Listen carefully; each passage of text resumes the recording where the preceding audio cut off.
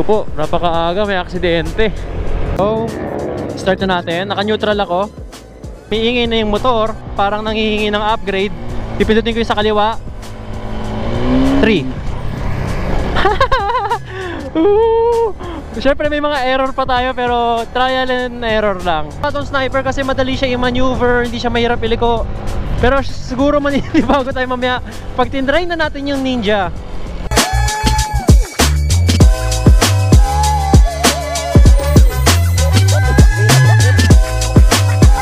Sarap po car wash, tapos putik kagad oh. Yum! So ito ang unang experience natin sa paggamit ng big bike. Bomba tayo.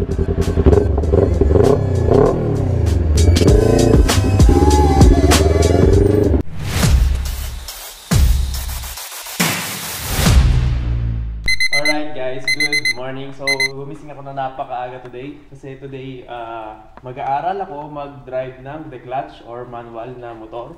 Pupunta tayo ng Marilake. So tuturuan ako ng kaibigan ko na nakakasama ko sa barko dati para turuan ako mag-manual. Pupunta kami ng Marilake ngayon, 6 AM ang meet up namin. Para di ganun kainat pag tinuruan niya ako. So good luck sa akin. Sana makuha ko agad ang paggamit ng manual. So kita-kits tayo doon guys. Sa Shell Boso-Boso kami mag-meet up. Alright, so guys, good morning, good morning. Today po ay may gagawin tayong napaka-exciting at medyo kinakabahan ako kasi first time po natin magdadrive ng manual or declutch na motor. At ang gagamitin po natin ay ang Sniper version 3 ng kaibigan kong si Kim na nakasama ko sa barko dati. Tapos pupunta po tayo ng Marilake. Sa Shell Boso-Boso kami magkikita. Doon niya po ako tuturuan kasi Sunday naman po ngayon, maaga. So para at least hindi siya ganun kainit at hindi pa ganun karami yung tao. So pupunta muna tayo ng Shell Boso-Boso guys. Baka kumain muna ako ng breakfast doon. Mahirap mag-drive ng walang pagkain ng tiyan, yung mental alertness mo. Diyos ko po, napakaaga, may aksidente dito sa, ayan, sa Marikina. Nakatumba yung Vespa. Feel ko safe naman yung passenger. Kakaliwa na tayo ng Shell. Ewan ko kung nandiyan na yung magtuturo sa atin, pero magkakape muna tayo. Sabihin ko kape muna para magising yung diwa ako, inaantok pa ako eh. Tsaka para mas ma-absorb natin yung kaalamanan later. Kaliwa na tayo rito. Yung dami riders. Saan pwede mag-park? Dito lang malapit sa Shell. Dito tayo. Ganda po pag linggo. Ang dami riders dito guys. Pero masaya naman yan. Ang saya tignan. Mag-park tayo rito. Puro motor. Wala makikita ganong kotse.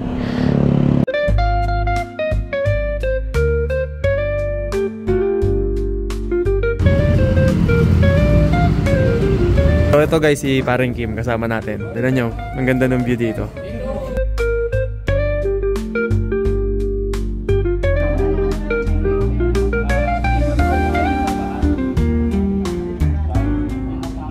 So guys, ayan na si Kim. Tuturuan niya tayo mag-manual. Pagkatabi niya si Sniper tsaka si Pixie. Ano tal?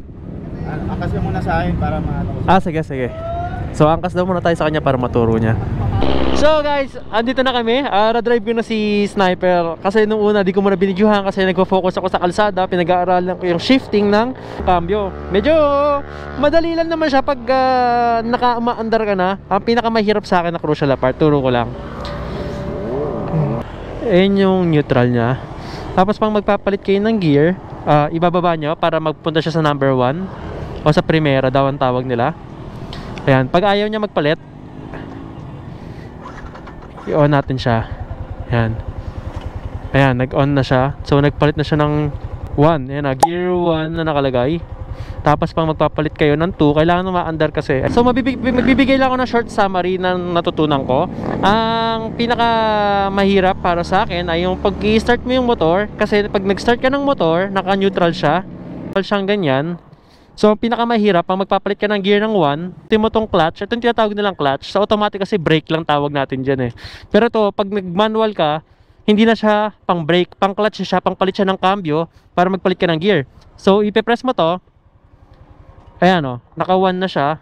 Tapos ayun yung pinaka mahirap para sa akin, no? Sa beginner kasi ako, kailangan nakahawak ka sa clutch kasi pag binitawan mo yung clutch, aanda na siya dahan-dahan.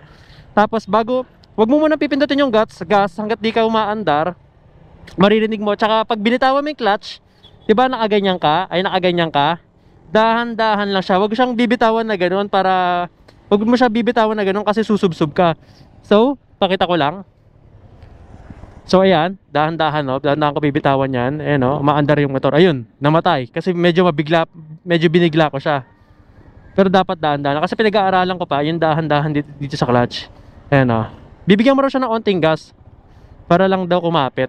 Ayan na. Ayan na, pwede ko na i-under yan. Alam ko yung mahirap makapakita, pero kunyari, ito yung brake. So, dahan-dahan mo lang siya. Ito yung clutch, diba? Nakaganyan ka, ito nakasara yung ganyan. Dahan-dahan mo lang siya. Hanggang dyan lang. Huwag mong bibiglain na gano'n. Kasi pag binigla mo gano'n, susubsub ka. Yung medyo nahihirapan ako. Tapos minsan namamatay yung makina. So, start mo lang ulit. Tapos, dahan-dahan lang talaga. Tapos, once na umaandar ka na ng 1, pag nagagas, sinasabay mo na yung gas, medyo bibilisan mo na yung andar mo. Ay, pag medyo mabilis ang andar mo, paangat ang paa, pataas ang paa. Diba ito yung paa mo? Ito yung parang bakal. Pag nag-start ka ng 1, pababa siyang ganyan. Tapos pag i-neutral mo siya, pitik lang na ganon.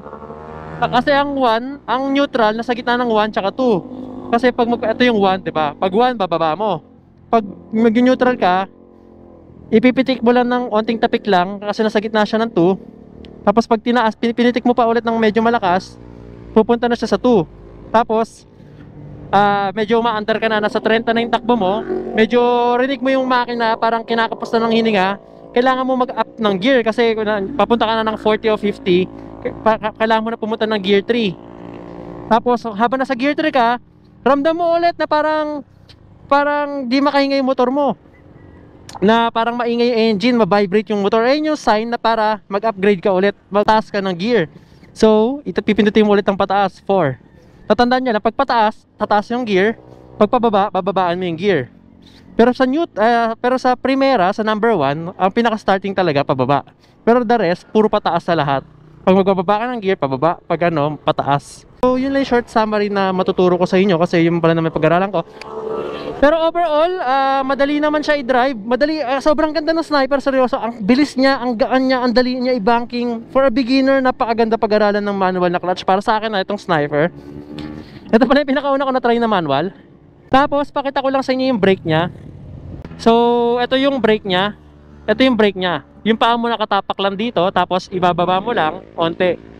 Kasi ang brake mo, ito sa harap. Ito sa likod.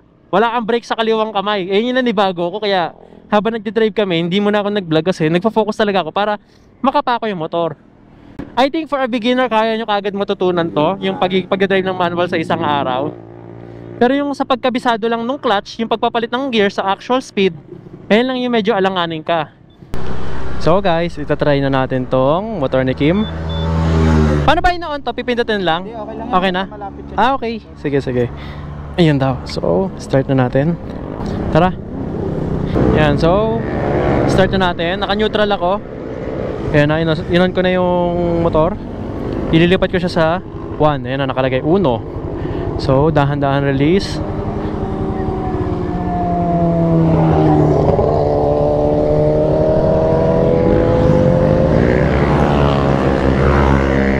Ayan. 2.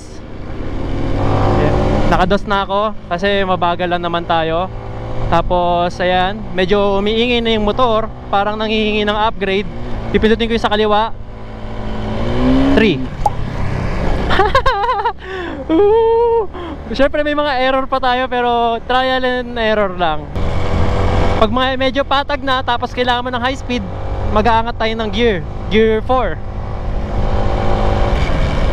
Pag umaandar ka ng tuloy-tuloy, medyo madali lang naman, parang nag-drive ng automatic na rin.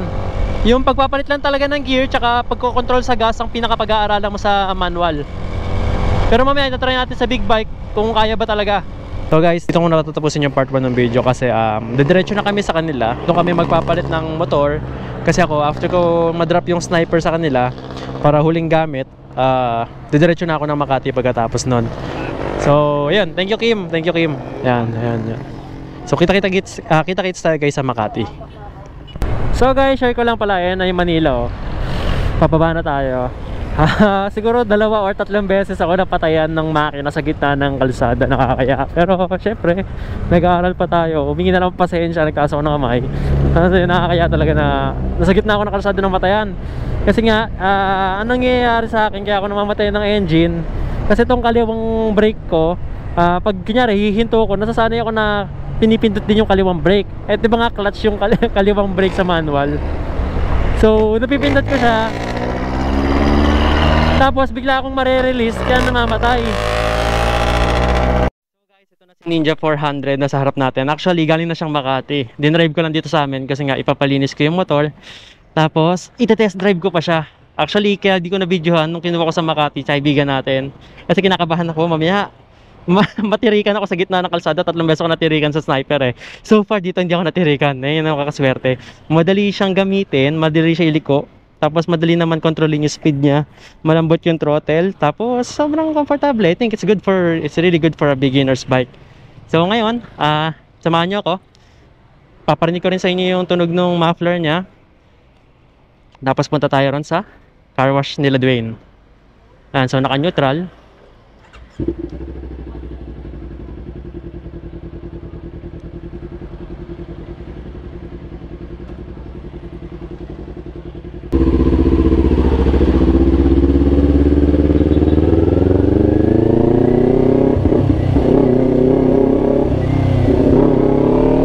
Ganda ng tunog niya, no?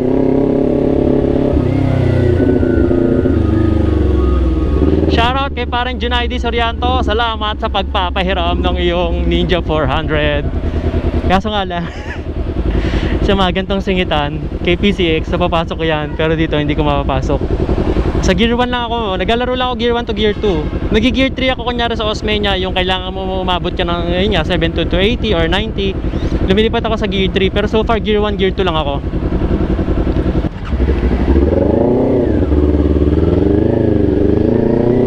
Namatayan tuloy tayo. Diretso lang pala.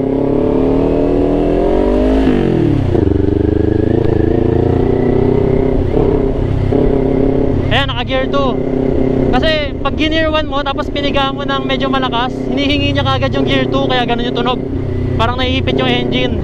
Eh syempre bago tayo, so yun, kinakapara sa gear 3 na pala ako. Hindi ko napansin, naka gear 3 na pala ako.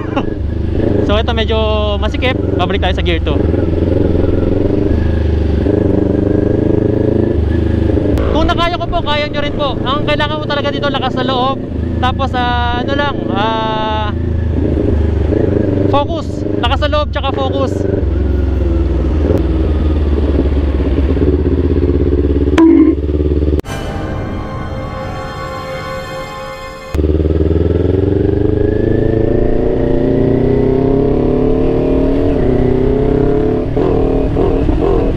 Ganda ng tunog, oh. Hindi na tayo maabot. Okay lang.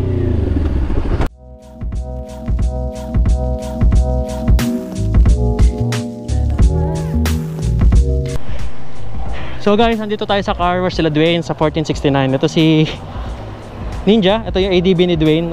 Papalinis natin kasi ginamit sa Marilaki kahapon to eh. Ang concern ko lang, no, pag umuulan kaya, paano kaya yung tubig na pumapatak dito?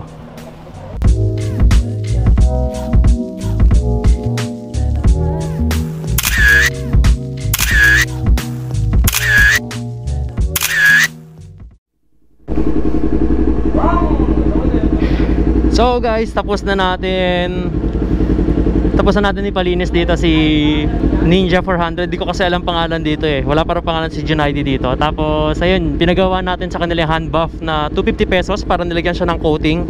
Hindi lang siya linis, kasama na yung coating para hindi kaagad mag-mark sa ulan. Kasi yan nga, umaulan, no, kakalinis lang niya. So ayan, pwede na. Tol, salamat ulit. Thank you. Yung mga solid tropa natin, alagang-alaga yung motor dito sa 1469 detailing. So tara, naka-neutral pa ako. Ayan, gear 1. Bomba. Sarap po, car wash tapos putik kagad, oh. Yum. Tara. Pinainit ko na pala tong motor. Guys, kailangan nasa 3 bar ata. 3 bar sabi ni Junaidi ang motor. Ayan, gear 1.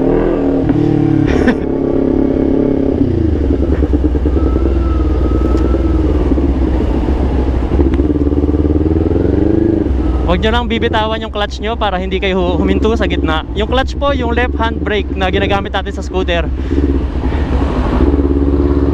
Grabe rin yung experience ko rito sa big bike. Sobrang naninibago ako. Pagod na rin yung katawan ko. Nagaling pa akong Marilaki. Tapos nag-aral pa ako rin ng manual. Tapos maaga ako gumising. Tapos ganyan naman big bike. Talagang kinakabahan talaga ako gamitin to kasi hindi naman akin to. Syempre natatakot ako mamaya matumba ko, kaya maka-aksidente ako. Syempre di ba ang lalakas ng mga big bike.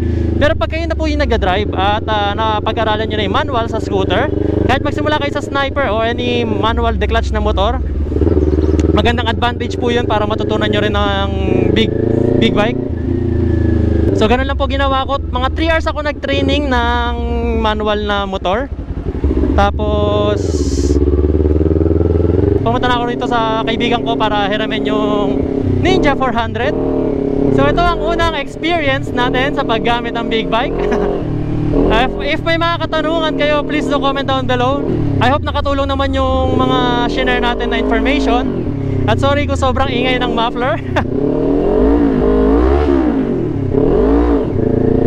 Bago natin tapusin po yung video, muli pasasalamat ko sa inyo sa pag-support sa channel ko. At sana kung may mga katanungan kayo, comment down below at i-share natin. Bago natin tapusin ang video, bomba tayo.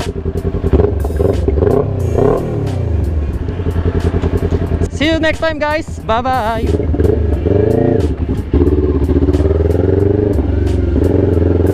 Inspirasi tanpa batas, you know who I am. Notasi berotasi telepat.